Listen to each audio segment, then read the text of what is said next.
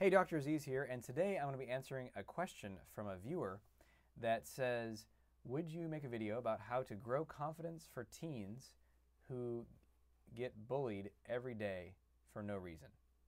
Thanks, it would really help. So I thought I would answer that one first. Yeah, that sucks. I know that occurs a lot and is extremely common and is extremely hard to know how to influence it or stop or protect everyone in the situation. And a lot of the time, the kids, whether they're young, even younger than that, or teenagers, feel extremely alone, and it's a lot of like emotional and sometimes even physical torment that comes from being bullied. And it's sort of minimized and ignored. I mean, I think not so much now. There's a lot more of a movement now to bring awareness to it, but it's still pretty intense and goes on. It's pretty rampant. So, you know, in terms of getting help from school administrators and stuff, maybe, but probably not. There's some stuff that this teen and anyone can do to help take care of themselves. And I just sat down and brainstormed 6 ideas that I'll share on how to deal with getting bullied.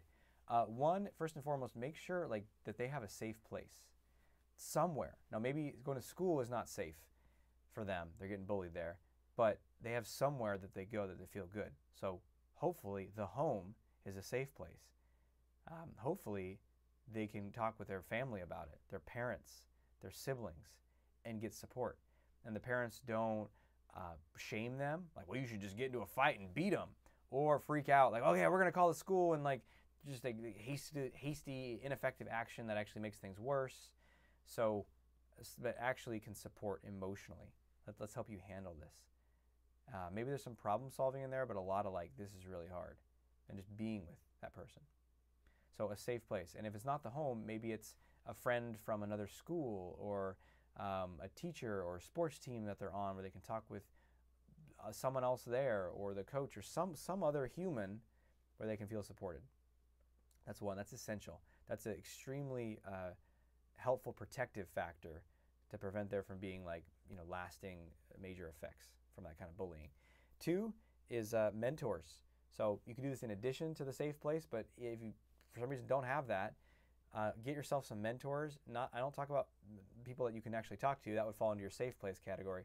I'm talking about this. Have them watch my videos on YouTube, or someone else's videos on YouTube, or audiobooks. I spend a lot of time hanging out with authors in their audiobooks. That's like one of my circles of people that I hang out with. Now, I'm just listening to their ideas. I'm not talking back to them, but you're surrounding yourself with those people. So positive, inspiring books, empowering books, Tony Robbins stuff, anything that helps that person, like listen to someone who helps them get through that. So, and then you're actually rapidly maturing. In this case, then the bullying is helping them accelerate their growth, which is ultimately good for them and serving them, although it's coming from a painful experience. 3rd tip is minimize engagement. As much as possible, minimize engagement with the bullies, with the bullying group, because there can be this, like if it's a small school or cliques or whatever, sometimes people actively hang out with the bullies. Like it's like, oh, they're still my friends, or it's better than nothing, even though they're sort of the butt of every joke and they're picked on and that sort of thing. So, and obviously if you're not in that group at all, then minimize contact and realize that you don't have to engage. They start talking to you, you just don't respond, minimal engagement. Now I understand some instances involve cornering you and hurting you and physical violence. And in those instances, whatever you can do to involve some authority or power to help you, do so, whether it's a school administrator or your parents or something, because that's where it's really, that's a little easier to intervene on. But even then, you want to minimize contact as much as possible. And questioning, are there alternative groups? Are there other groups of people I can hang out with even if I don't know them very well? Even if they're not necessarily my friends yet, can I just move towards those other groups? And here's the thing, if you're getting bullied consistently, it's not just once in a while, but it's like daily, it's better to be alone than to be with that. Even if it feels hard to be alone. It's better to be alone, read your books, just, don't spend time as much as you can with that, in proximity with that. Another thing that can be really helpful is just a longer term perspective is this is a phase, this is a period of time. Now, this might seem like forever. This might seem like it's never going to end, but it is just a phase in time. And you will get through this. You will survive. You will thrive. And you will make it to the other side. And you'll never have to see those people again. You'll never have to deal with this again. And it'll just be a thing of the past. Another tip is going to be journaling. Journaling is a great way to process emotions, talk through things. Let yourself journal freely and openly. Make it entirely 100% private. If there's the only way that you know that you can do that, especially as a teenager, sometimes privacy is hard to have in families, depending on what your family is like. So put it in a locked file in your notes or on your phone or in your computer. Someone has to have a password to open it. You want to journal in there, and you want to write about your experience, write about the difficulty, give yourself compassion in the journaling, as if you're talking to yourself or you're talking to someone. Write out the anger and the frustration. Write all the shit that you want to say and do back to those bullies. Let yourself tap into anger, rage, frustration. Let yourself feel all those emotions and let them move through you. Also in your journaling, though, remind yourself of who you are. Say, listen, and use your name. Listen, Aziz, I know who you are. What so-and-so is saying is not true. Doesn't matter if they say it one time or 500 times. The truth is, and you want to reassert what's true about you. Find your strengths. Claim those. Because the last thing you want, you don't want them to get to you. That's how they really win, is if they poison your self-image. So as much as you can, expunge that. Say, look, this is about them. This is about their pain. They're in so much pain that they need to feel temporarily better by putting me in pain. And that's what they got to do, apparently, but I don't need to take that on. I'm not going to be complicit in this. I might have to sit there and take it if I'm at school, they're going to beat me up. I just have to take it. But in here, they don't control that. I reclaim my mind. I reclaim my identity. I know who I am. And here's what's good about me.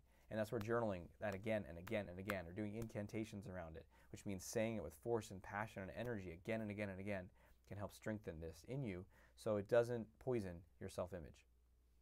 And the last thing I would say, this is a fun one, would be do some creative imagery around it. So creative imagery would be, you can do this at home, laying in bed or whatever, meditating. Just close your eyes and imagine a scene that was unpleasant from the day before with the bullies, them saying something to you or doing something to you. And I want you to, in your mind, imagine that scene playing out, but then start to imagine ridiculous or strange things occurring. So imagine that bully, instead of looking tough and scary, imagine him with one of those little tiny, St. Patrick's Day kind of plastic hats, those little green hats, or a pink boa or something, especially if it's a tough, sort of aggressive, immature, masculine presence. Imagine that he's got a feather pink boa on. Imagine he has no pants on.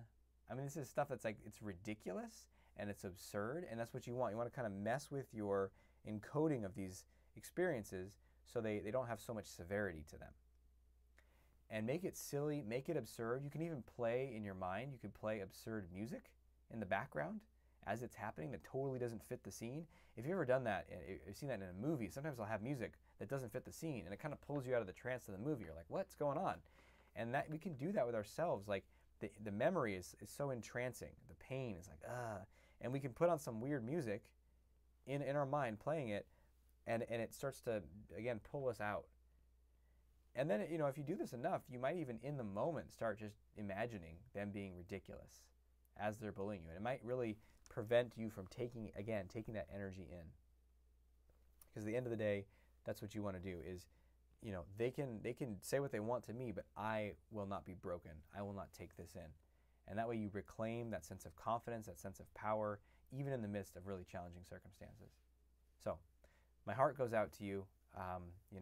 So many people that I work with, and myself too, just, a chunk of our social anxiety and challenges come from some toxic messages and bullying. So I hope you get through this. I know you'll get through this, but I want to wish you the best as you do that on your journey. And, if you're watching this and you're no longer a teenager, maybe you relate to this. Maybe this helps you see some ways you can deal with some ongoing challenges or bullying that's happening now, or you can have more compassion for yourself for when you were a teenager. All right. Thanks for being with me. Until we speak again, may you have the courage to be who you are and to know on a deep level that you're awesome.